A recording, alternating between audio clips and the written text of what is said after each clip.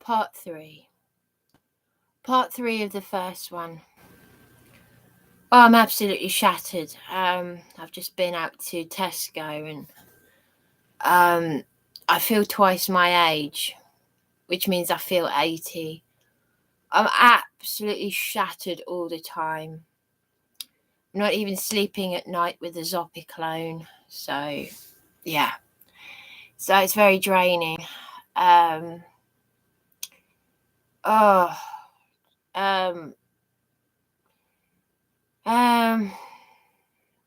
Yeah, so even with Zopiclone I can't sleep. And yet I struggle to stay awake during the daytime.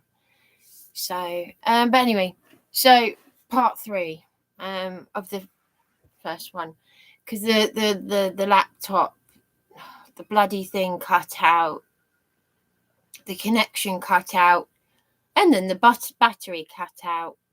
So that's why I'm doing a part 3.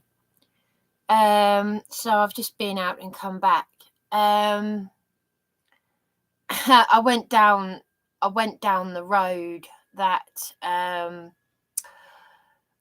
on the way to Tesco is the road where I was harassed in the streets by Sherelle Clark, that little shit. That's now been put in prison with her mother for mugging the elderly. Pardon my bad language, pardon my French. Shalom Shabbat. Yeah. And it's the day of rest, and you're not meant to buy things on the day of rest. The 7th day, the Sabbath, but I'm gonna have to, because I'm a sinner. Yeah, well, you know, I've been triggered into this state of swearing and anger. But you know, I'm not. We're all going to hell anyway. No, but seriously, on a serious note, I'm not perfect. What was I saying? So, oh yeah. Oh, and just to say, it's only two or three blocks down is where I had my attempted rape in 2010. And then it was the following year that I went to court and I used my Lindsay DePaul taking control technique, which funnily enough, the cross-examination wanted to suggest that I did it to please him. Yeah, because I really, really wanted.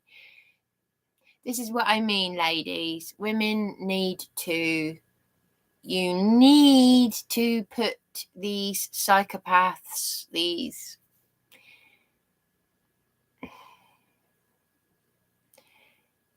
just psychopaths, sociopaths, narcissists, lock them away so that they can't harm us. You know, let them do what they got to do. Let them stick where they got to stick things. I didn't want the clothes back. But ironically, I want the clothes back that Sussex police stripped from my body 2 years ago during our welfare check when they beat me and then put it in the paper that I beat them. Yeah, you've seen my article, Brave Briny Battles On, because I'm going to contact this man from the music industry and I'd like him to see that. I'd like him to hear what I've been saying. Anyway, so I'm not going to say who he is though, because there are people who have contacted people and messed things up for me.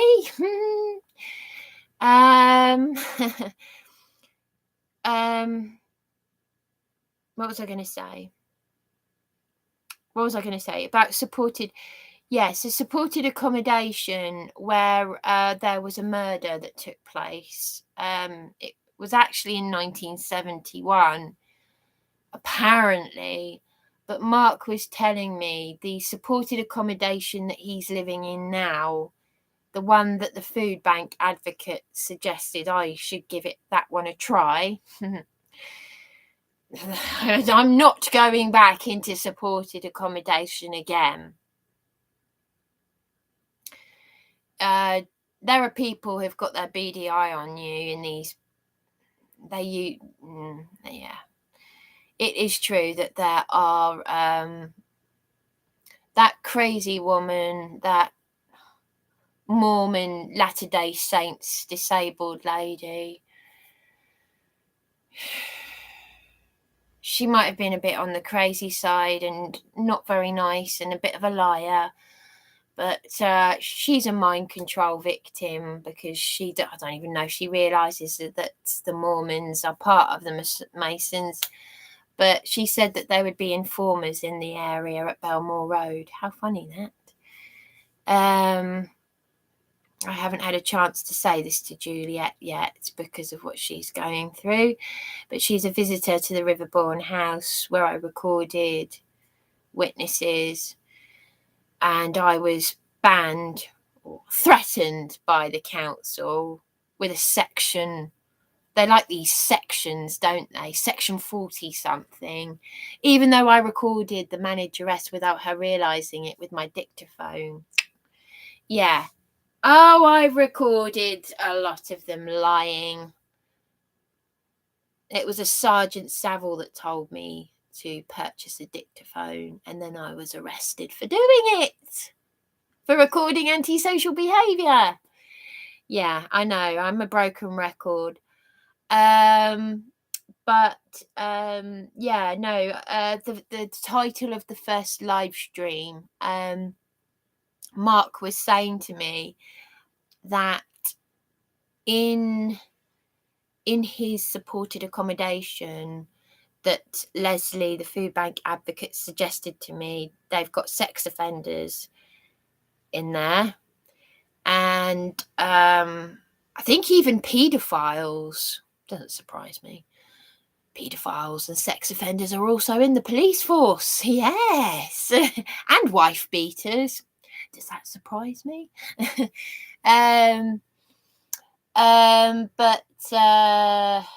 Yeah.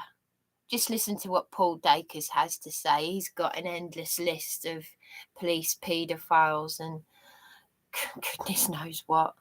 Welcome to the UK, guys. I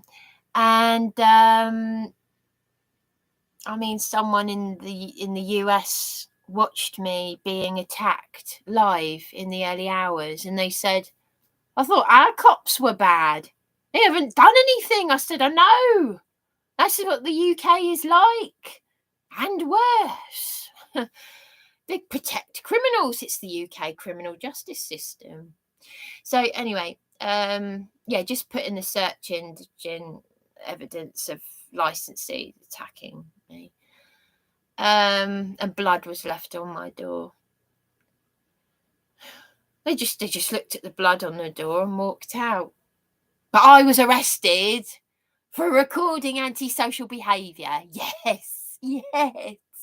That's how mental they are. Demented. So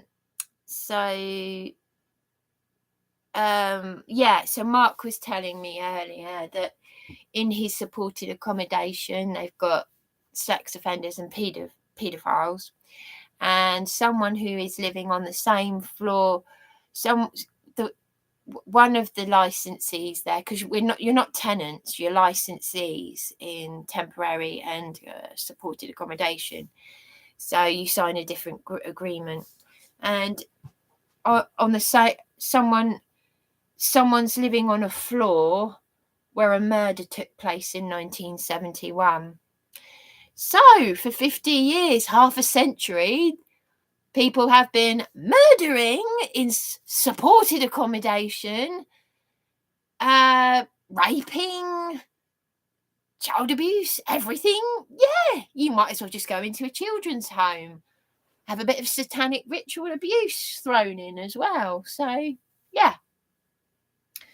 And my social worker landlord said to me, you know too much. You know too much. Yeah. Don't I? Sorry, I love mimicking people's accents and stuff. It helps me.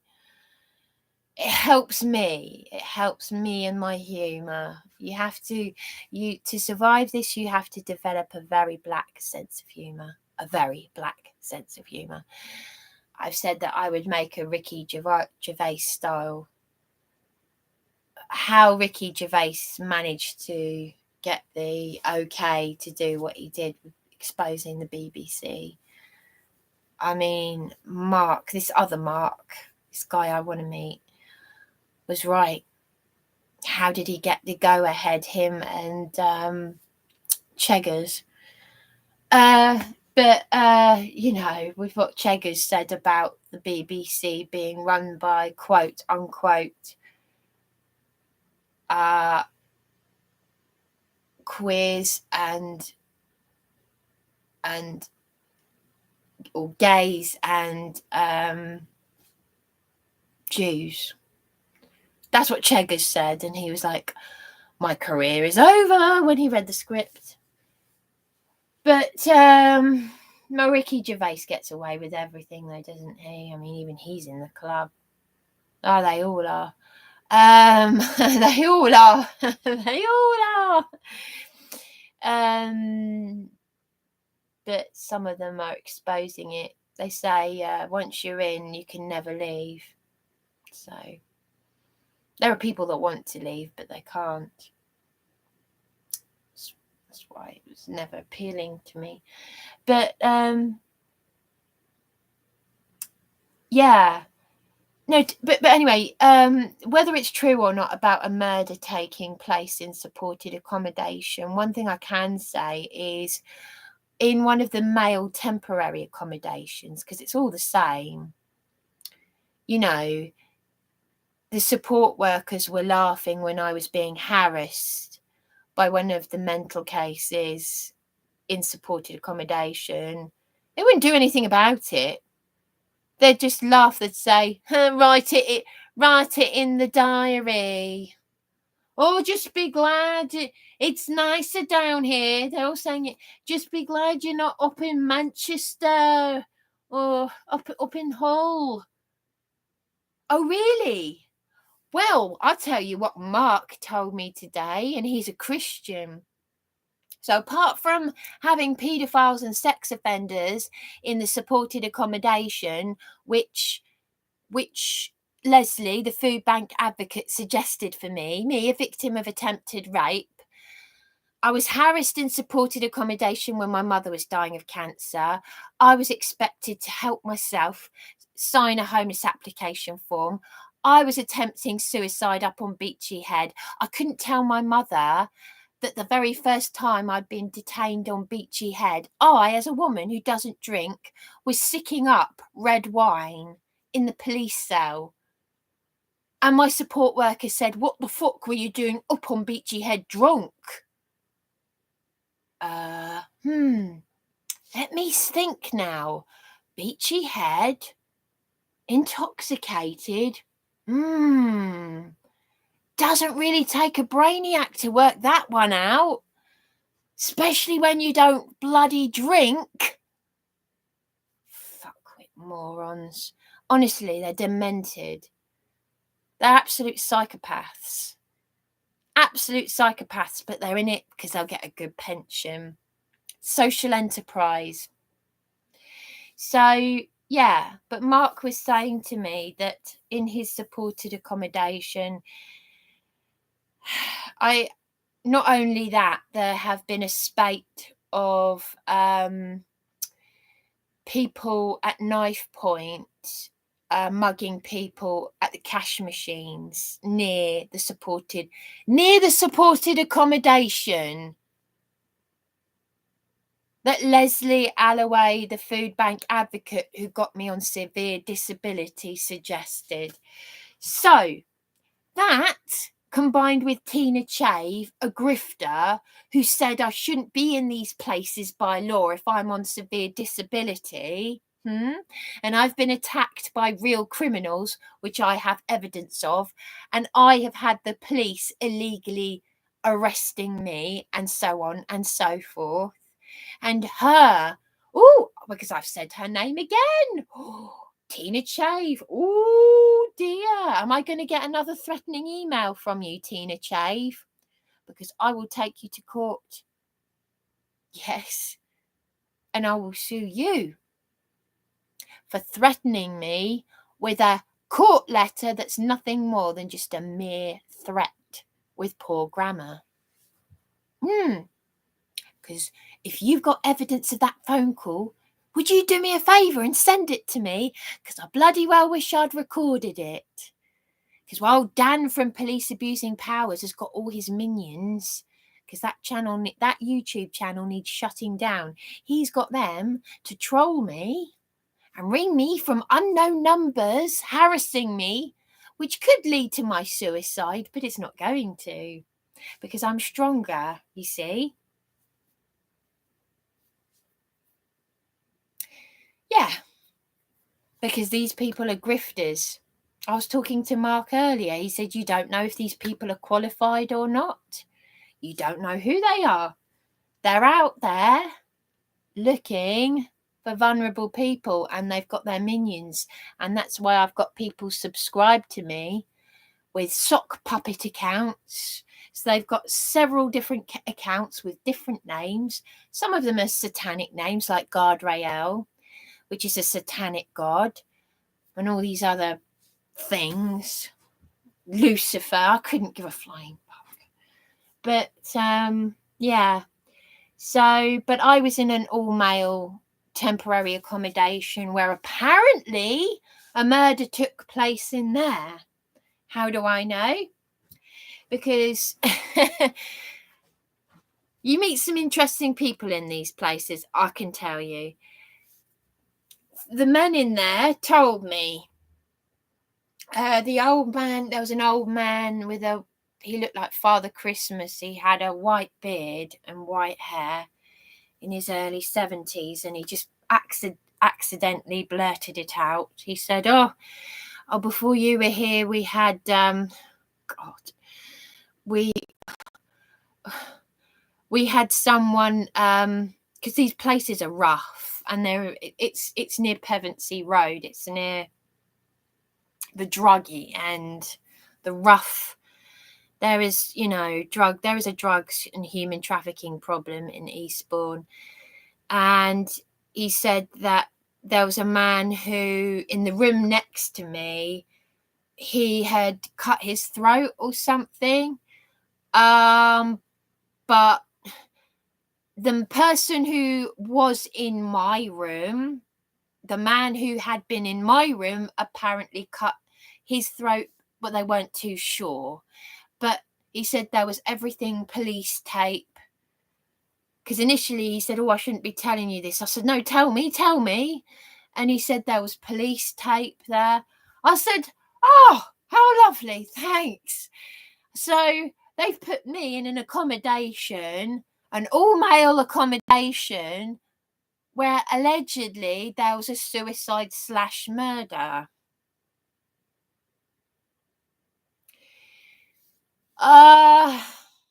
And there was an incident where it all got too much for me because of the ongoing narcissistic emotional abuse and my mental health. I wouldn't open the door to the police, and the police had beaten me and assaulted me so many times. This was before, this was March 2019, so it was a month before they dragged me into St Mary's House, sectioned me. Then 4 months later, I met John Alexander Patterson, a victim of satanic ritual abuse, and I was arrested out of there, people not turning up for appointments, housing officer, etc. I was only in that all-male dangerous accommodation for 3 weeks. Bloody miserable birthday. Darren emotionally abusing me. Sorry, my partner or ex-partner, however you want to look at it. and the police kicked in my door. I wouldn't open the door to them, so they push, and I was like this. It's PTSD, it's trauma. And these fuckwits came in, and PC Curtis, I've got my hands over my face, I'm like this lying down, and he said, "Oh, Bryony, you idiot." So that's our very caring police force. And then the welfare officer, PC Ian Williams, walks in. He's all gentle. He's the one who said there is no system, and every time I see him, he looks like he's been crying. And because of all the trauma of what every police have done to me, I was crying, and I instinctively started banging the window and crying. I accidentally cracked the window and cut my... That was a reaction to what they'd done. So what do they then? I said, "Oh, I bet that's going to get me blamed on me." And guess what? Yes, it was. Because prior to being in there, the council had illegally discharged duty to me because I complained about bedbugs crawling on me. There were some people in there who had sores on their bodies. In one of the places I was in, there was a Filipino couple who were on steroids because of bed bugs. I've seen so much. They use mental health, people's genuine mental health, not dangerous criminals. If you look at the fraudulent Section 184s that have been typed up about me and the lies, you would think that you were reading about this dangerous nutcase. Well, several of them. These real criminals using mental health to get away with crimes. That is why I reported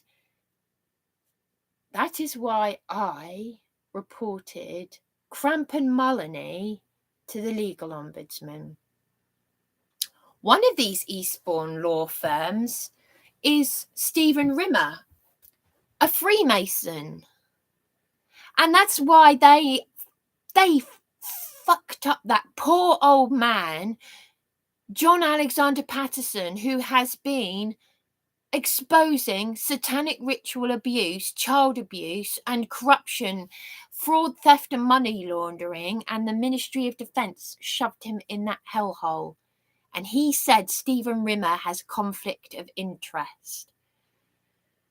I went to knock on the door of that firm, and it took guts. This is in Hyde Gardens, where I was assaulted during the police when I was reported missing.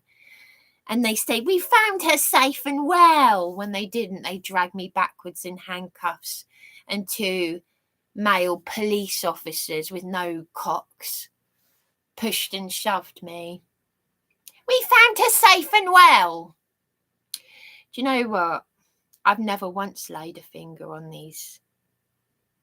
But I had a real tough nut criminal who paid off a psychiatrist with a flashy car to get himself a diagnosis that would get him out of trouble. This is the mafia kind of thing. He said to me, "It's people like you, the good people, that end up killing people because of the corruption." But I'm not going to kill anyone because I'm strong and I'm fighting this satanic, evil, Luciferian social engineering, because I've seen what has happened to other people. Carol Woods is a perfect example, a social worker who was sectioned for exposing child abuse. 71-year-old woman. Then there was it, how old was the woman? Was it Sabine McNeil, in prison for 9 years? In her 70s, a woman in a UK prison in her 70s. Why? Because she exposed child abuse. And then there's my mother, and I just think of what my mother said now, how amazingly brave she was. I was so proud of my mother when I was 12, when she got up in church and she shouted against the appraisal of our perverted headmaster.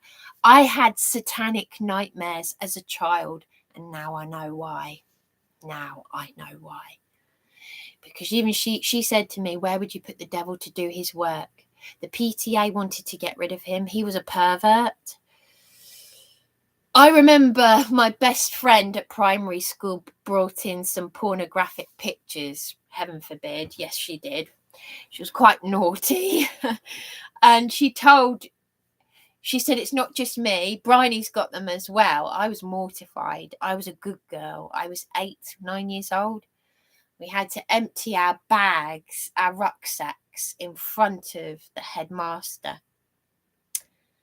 And I just remember the noise that came out of his pervy mouth when he looked.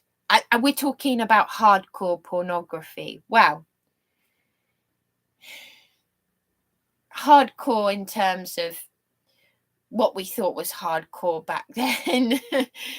I don't know if it'd be considered hardcore now.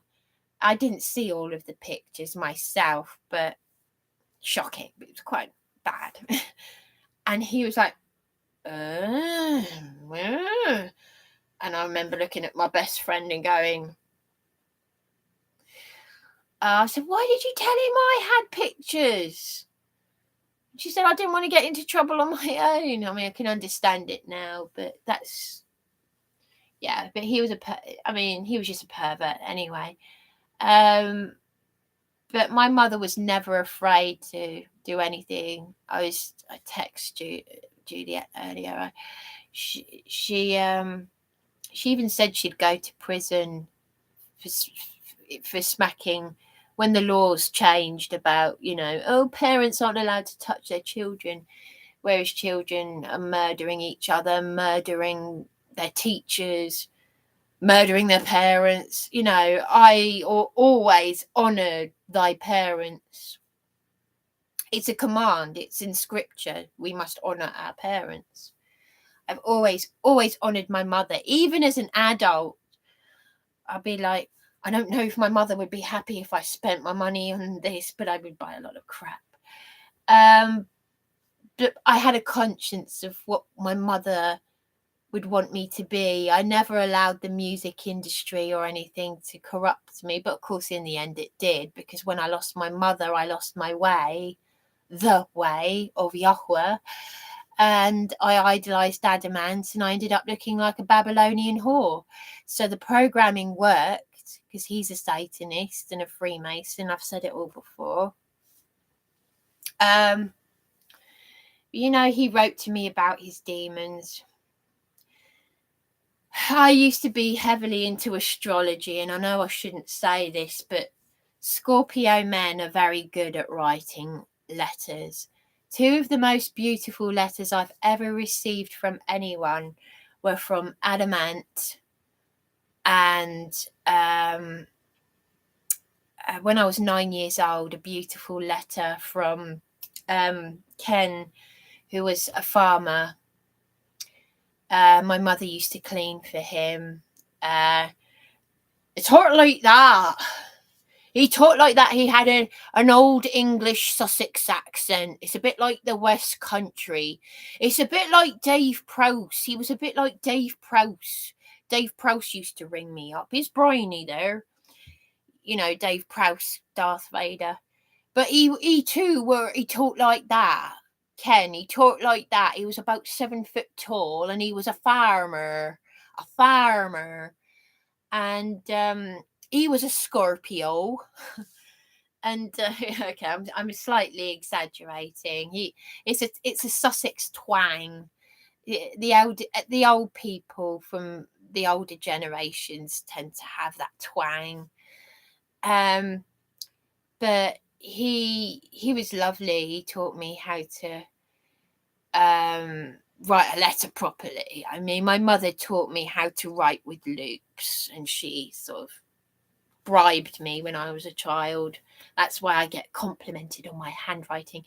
But I love drawing. I used to love drawing him. He was a proper old-fashioned farmer, and I've got happy memories. He used to take me to show me how the cows being milked, and he wrote me the most beautiful letter when I was 9. But I can't. If I said what it said, I'd sound like a massive big head. But I treasured that letter. It's in one of my folders.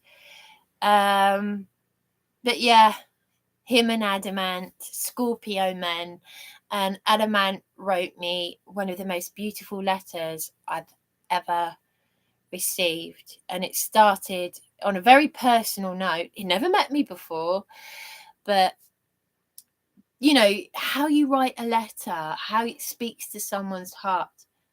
My dear Bryony, as if I belonged to him. My dear Bryony. That's how he started the letter. I just remember receiving this parcel thinking, what? It didn't I couldn't Aunt Primrose Hill? No, that's not going in. Aunt. So as you can imagine, I hit the ceiling when I realised it was from my idol. But it just so happened, like coincidence of coincidences, that his best friend worked across the road from our house. His punk friend. So my sister, who's living as a man now, she's had the programming, but she wrote to him about me and said, I don't know exactly what she said, but she said I had mental health issues. I just hope there was nothing disparaging in it, looking back now. But he said, I can safely say I know the hell you're going through. I'm making a documentary for Channel 4 about my demons. So this is Tavistock programming and satanic programming. But, earlier I was thinking to myself, because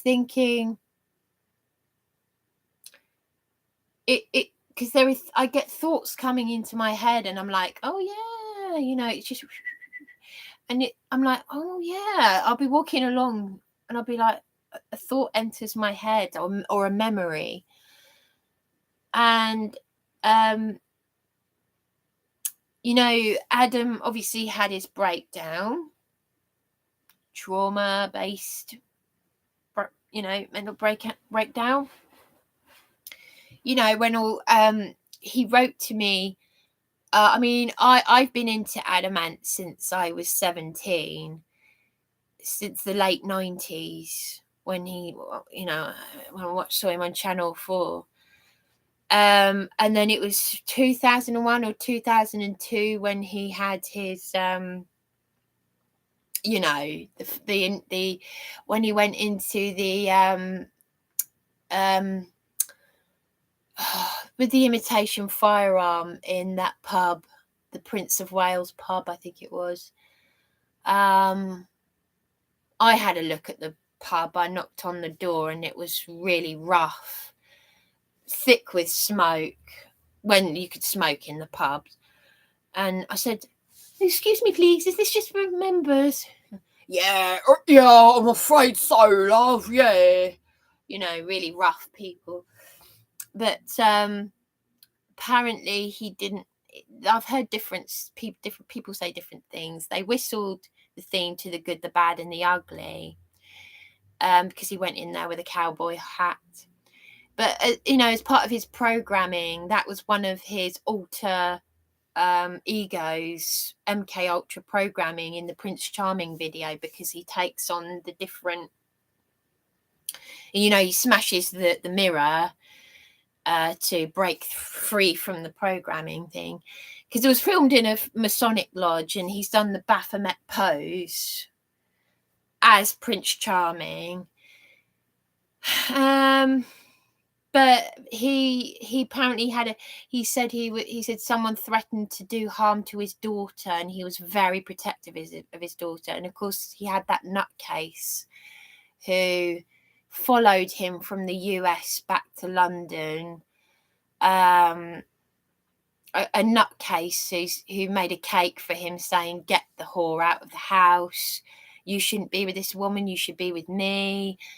Obsessively writing letters, a bit like the trolls that are trolling me on here, you know, that kind of thing. And a bit like Helen James. Yeah, this nutcase I don't even know, who's trolled me because I said something positive about Jeanette Archer, who is also a victim of the Tavistock Institute, just like Adamant. Yeah, I know, because I'm in a position to say it, love. Whoever you are, people taking your mobile number and sharing it when I've only shared it with 6 people. This is what happens when you meet a brave whistleblower and it gets shared with cult leaders and stuff. Anyway, so Adamant, yeah, what was I saying? So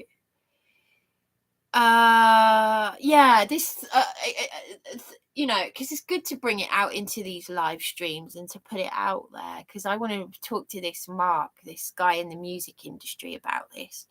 But basically, a thought entered my head earlier, because I haven't mentioned this before. I keep repeating a lot of the same thing over and over again, and then there'll be stuff I haven't said before. But I've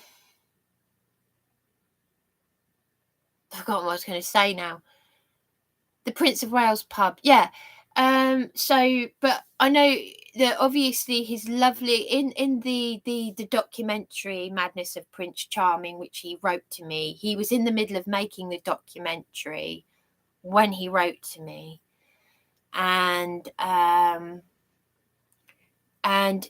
his teacher, who actually reminds me of the teacher that I had at primary school, who sat me on her lap when I had a satanic nightmare about my mother,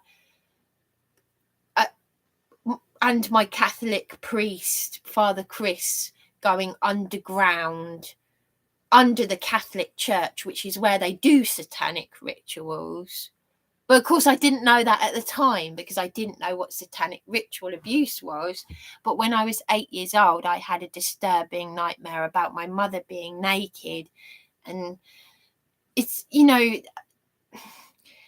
I also had a nightmare about a baby being sacrificed in a hospital when I was younger than that, no more than 6. Which, again, I now look back and I realise what these nightmares were based on. But where have they come from? They've come from the darkness. I know I didn't watch a horror film about Satanism or anything, because this is deep state level. So I believe it's come from the spirit realm, because I'm not involved in anything like that, obviously. But I remember watching the Channel 4 documentary Madness of Prince Charming and thinking, his teacher reminds me of Mrs. Reynolds, who sat me on her lap, and I was crying to her about this nightmare about my mother. Because I had disturbing nightmares about my mother. One of them where I found just her flesh. She was dead. And I always had a fear of my mother's death. It's been so, you know, losing my mother, the attachment, the trauma attachment. And then, of course, there's the demonic strong, you know, the generational curses and all the other stuff that's, you know. So watching Adamant's teacher talking, she said that there was a time when he smashed a window, and he was full of a lot of anger, and when he was a little boy. Now, it has been suggested, and I don't, no offence to Stuart Goddard, Adamant. No offence to Stuart, but I prefer to call him Stuart Goddard, because he wrote to me as Adamant and Stuart Goddard, but Stuart Goddard's his real name.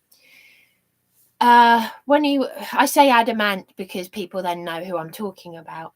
But when he was, so he did that when he was a little boy, but he also did it again after he made The Madness of Prince Charming. So I think he was speaking out and mentally, like, going through a breaking down process, because they love labels. They love labels, bipolar and all that shit.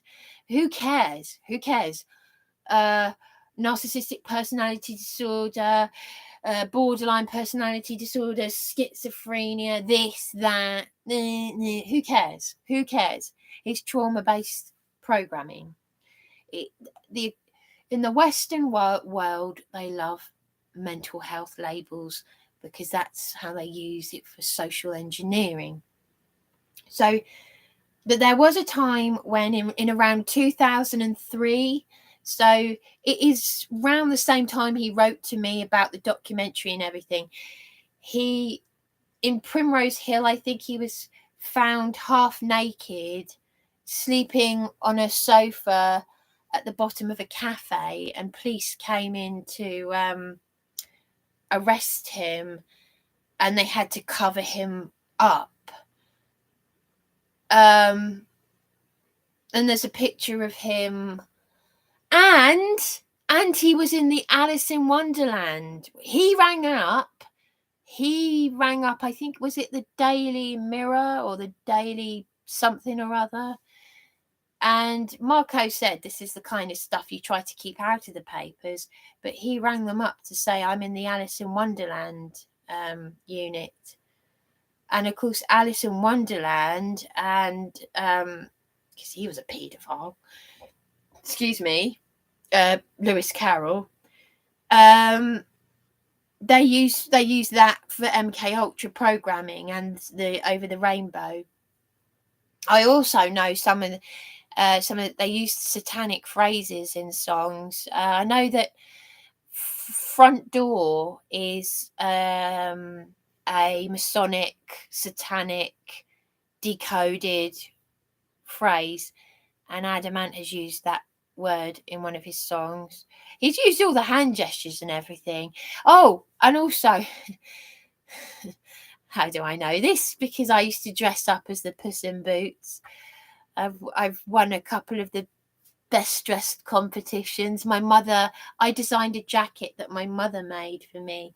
I designed it. With the shoulder pads, the Puss in Boots. Karen Lando, his girlfriend, is doing this. And this is a hand gesture. The Freemasons will know this because they're filthy, dirty bastards. No offense, Adam. This, well, we all know what this means, but it's the male part, and this is the lady part. So Karen Lando in Puss in Boots is doing this. She's doing this because I remember thinking to myself, "Ooh, that's interesting," but I didn't know at the time what it actually was. And it's a flashing image, so it's flashed up on the screen. Pussy. Oh, sorry. But that's the lady part. Puss in Boots. I know. So, because he does sing Pussycat. Sorry. But I mean, when Adam wrote to me, he sent me a postcard separate to the parcel and the letter saying, "Keep strong, Bryony." And then I did a play on words with a poem. I said, "Pussycat carries a postcard sent from Stuart Goddard. It tells her to be strong in case the path is wrong." I thought, I'm a poet and I did not know it.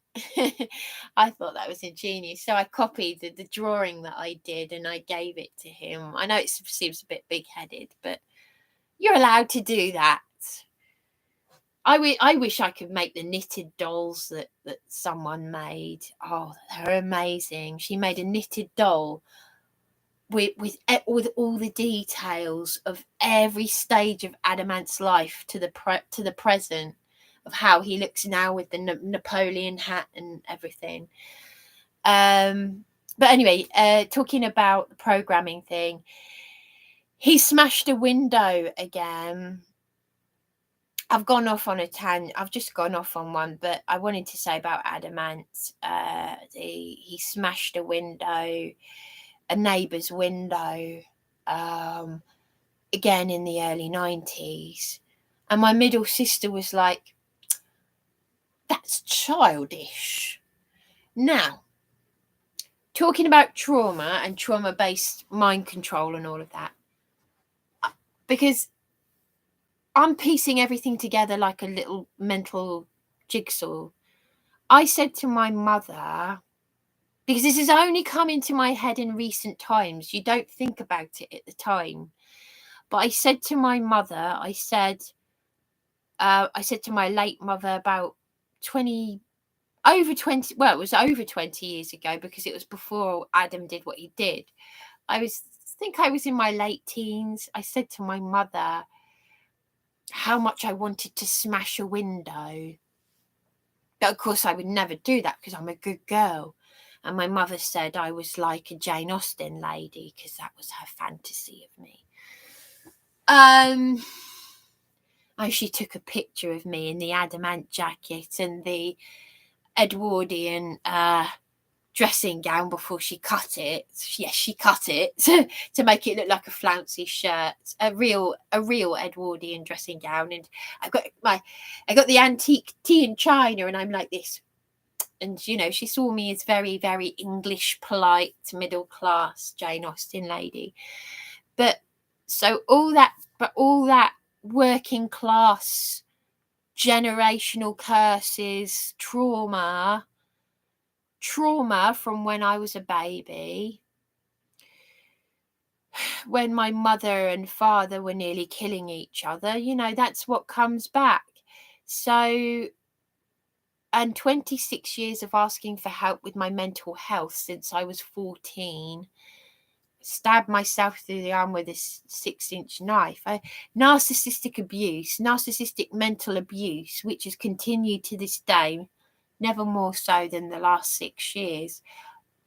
But when I picked up a pebble to throw at the psychiatric unit doors, it's because I had been begging for help for so long. Excuse me. So I've had this trauma since I was a baby, and I'm 40. Never had the help, never taken drugs, I've tried cigarettes, and I don't drink, so I've got nothing to get off my head on. And I've done, there's only so much disassociation you can do and praying, but you're going to have a mental breakdown at some point. You are going to break down. You're going to scream out. You're just going to, because you're only human, you're just going to, no one's helping me. And then the narcissists, they're trained, because the social workers and police are trained by the Tavistock Institute. No one's ever helped me. This is what I mean. They don't listen. People don't listen. It doesn't matter how many times. And then they say, you're not listening. They're just demented. They're psychopaths. I've seen it all. I've heard it all. I know every technique. And that's why I feel like an 80-year-old woman, because I'm tired. And this is how people get cancer, and that's how targeted individuals, do you know something? I learned something the other day. I learned quite a few things. I'm learning all the time. Sacred Heart is a code word for suicide programming that's used for trauma-based MK Ultra victims. I had my first Holy Communion at the Sacred Heart Church in New Haven, the Catholic Church. The Jesuits are Masonic, occultic Satanists who've infiltrated this Catholic, satanic I know so much about the Catholic Church anyway and its darkness, but isn't that interesting? Suicide programming. I've got suicide ideation. I had my first Holy Communion at the Sacred Heart Church, and Sacred Heart is a code word for suicide programming. I just find that interesting. If nothing else, it's interesting. You've got to say that much. But I just call a spade a spade. I'm just in a very interesting place. And I just think that it is mentally breaking down.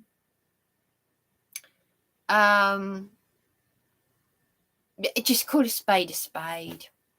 I mean, no, there's no one out there trying to help me in any shape or form, for crying out loud. It's, I mean, I haven't taken drugs or anything. Never. My mother once said to me, my late mother once said to me, "Have you taken drugs?" And I was so shocked and appalled that she would ask me that. Me? I'm a good girl. I'd never take drugs. But because I look that ill, that drained, a bit like the videos, the reason why there are so many videos of me in my dressing gown is because I'm drained. I'm tired. Honest to goodness, what you're seeing of me now, I'm looking and looking quite well, am I? Yes. But I've been drained, tired, ringing people up, being shut down, closing all ranks on me. No. We don't want to know. Narcissistic mental abuse. All the corruption that I've been exposing could quite possibly only boil down to one person abusing me, who's gone round manipulating everyone. A sociopath who's gone round manipulating everyone I come into contact with, who might already be sociopaths themselves. And that's how you get a smear campaign. Anyway, there we go. I thought I'd go off on a tangent. I've gone off a bit more than I wanted to, but yeah, it all started. So there we go. Supported accommodation, murder, paedophiles,